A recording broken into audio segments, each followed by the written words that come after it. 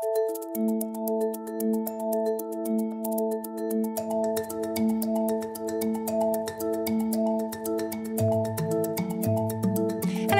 to a new edition of France in Focus. I'm Nadia Sharbi, and this week we're looking at the country's attitude to a complex issue, autism. You join us here at NeuroSpin, a research centre just outside Paris, where neuroimaging is used to investigate high-level cognitive function.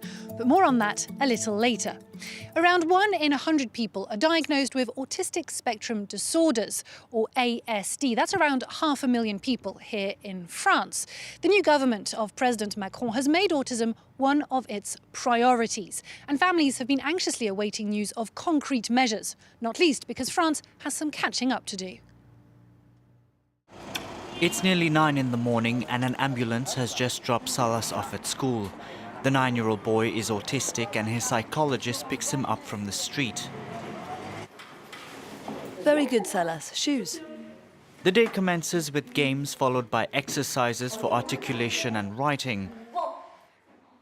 We start with points, then we'll make strokes, and only after that, letters. The entire exercise is filled with encouragement and praise to motivate the young child. Iona Tektu has worked with Salas for the past 4 months. When he gets angry, she calms him down in just a few seconds. Iona uses applied behavioral analysis. It aims to make Salas independent and integrate him into society. Salas, give me a kiss. And again. In France, only 20% of autistic children attend school, compared with nearly 100% in Italy. Faced with these facts, an association called Overcoming Autism took action. Their school is financed by the French state on an experimental basis. Later in the day, we meet Salas with his family. Between the difficulties in accessing preschool, the slow administrative process, and personnel ill-equipped in handling their child, the couple say they've suffered enough. Is everything okay with the parents? Are the children being beaten? Are there problems with the family? Lots of questions, and we didn't understand them. They blamed us in a way, and we ended up by doubting ourselves. They made us doubt ourselves and made us feel guilty for doing something we didn't know. It's been 2 years since Salas has been in school. For his parents, the behavioral methods he's learned have allowed him to make substantial progress. Dominique Deyon is a child psychiatrist. She heads the childcare unit at this hospital. For her, psychoanalysis helps to differentiate autism from other troubles, but her work doesn't replace the efforts of a multidisciplinary team. We're interested in the personal history of the parents when a child shows signs of autism in one way or another. In smaller children, sometimes we can see signs that resemble autism, but in fact it could be more depression that you find in newborns. In its last report on autism, French medical authorities said psychoanalysis is not a consensual practice and its efficiency has not been proven. At this hospital on the outskirts of Paris, scientists work alongside psychiatrists. For this researcher, behavioral methods help 1 in 2 people with autism to make progress. Les approches cognitivo-comportementales sont des approches qui sont basées. Cognitive behavioral therapy and its methods are based on scientific data, involving everything we know about the brain and its functioning. That's not the case with psychoanalysis, which uses concepts that date back from the 19th century. France has been condemned twice by the Council of Europe for discriminating against people with autism. 400,000 autistic adults in the country remain out of work.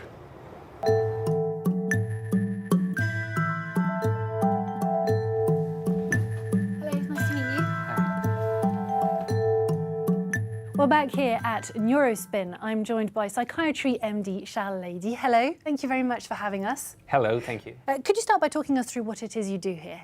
So here we're studying the brain of people suffering from autism. And so here we have 3T MRI. This is a really powerful MRI, and we can investigate how the brain is wired from completely different manners. For example, we're doing fMRI, functional imaging, and we're also doing diffusion MRI, where we can study how the different parts of the brain are connected together. And yet there's no single test to detect or diagnose autism, such as an MRI, for instance. Why is that? So I think there is many reasons. First, autism is a very broad spectrum, and it's very hard to define a single issue that we may see in one single person. What we can see now is differences in terms of groups. So, for example, when we're comparing group of patients with autism with healthy controls, we can see difference, but to date, you're right, there is no way to make the diagnosis for a single patient. Now, the brain is often described as the lesser-known human organ. Do we fully understand the causes of autism? We don't know yet the causes of autism, except for really rare cases of genetic mutation that can lead to autism. But for most of the patients, we don't have any specific cause identified. Now, as we've seen in our previous report, France has been criticised for its poor political response to this condition. What is the situation as far as research is concerned here in France?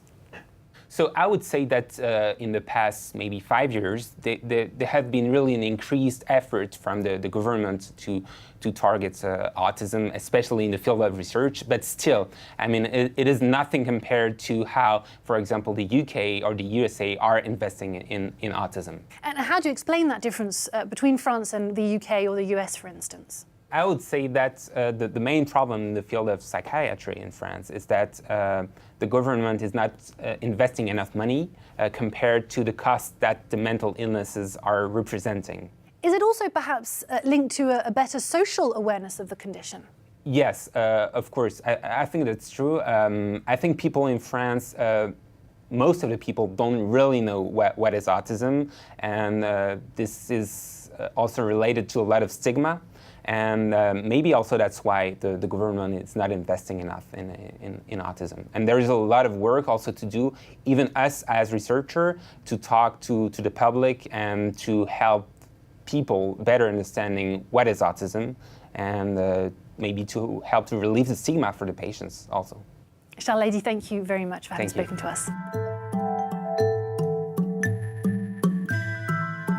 Well, as yet, there is no cure for autism, but given the right support, patients with ASD can make remarkable headway. Take Laurent and Jonas. For the past 4 years, both men have been attending a centre that specialises in building up confidence and self-sufficiency, because becoming autonomous is the key not only to a rich social life, but also to accessing the job market. Well, let's take a closer look at the two men's progress so far. Most people don't have to give it much thought. But for Jonas, driving requires a lot of concentration. He's autistic. At 29 years old, he has his own car and lives alone in a studio apartment. This morning, he's headed to work. It's surprising to see a young person with autism driving. I've been told that it's rare, but after all, no risk, no gain. Bonjour, bienvenue chez moi. We met Jonas 4 years ago when he lived in a studio as part of an innovative new program supervised by specialized educators. It was weird for me to leave mom and dad. Was it easy for you to move out? Well, easy, not at first, but now I'm used to it. His neighbor was a man named Laurent, who's also autistic. When we first met him 4 years ago, daily life could be very frustrating. I forgot my wallet. Today's really not my day. Back then, both of them were working in an electronics workshop created to provide work for the disabled. Now, 4 years on, Jonas's life has changed significantly. Where I worked before, I was using soldering irons and electrical systems. Now it's pots and pans. Cooking is an art. An art he's been practicing for 1.5 years now. He prepares meals for a restaurant at this facility for the disabled. Servers, please, it's ready. Laurent, meanwhile, needs regular support for everyday tasks. I folded my shopping list. It's in one of my pockets. The slightest unexpected event can cause significant anxiety attacks. I take the time to really look at every single product in the different aisles. Il est en bonne progression, mais ça reste compliqué. Le rapport aux autres. He's made progress, but still has some difficulties. His relationship to others and dealing with unforeseen events, like if they run out of a brand he was looking for. He still has trouble dealing with things like that. I feel like my smile wasn't very natural. Oh, it was fine, perfect. Laurent, like Jonas, lives alone. He's learned to clean, cook and manage his budget on his own. Although his parents are never too far away. In the building next door, Jonas dusts down the trophies he's collected over time. He excels at rock climbing, cycling and skiing. He won't be held back by his autism. Honestly, going out, working, hobbies, all of that allows me to forget about autism. Are you annoyed that you're reminded of it? No, not at all. I know that I am autistic. I've accepted it. For people with autism, making friends can be hard. So, what are we going to talk about today? Through the program, they take part in organised outings and practice talking about everyday topics. Their end goal? To live as normally as they can in mainstream society. Well, that's where we're leaving this edition. Thank you for watching. Stay tuned to France 24.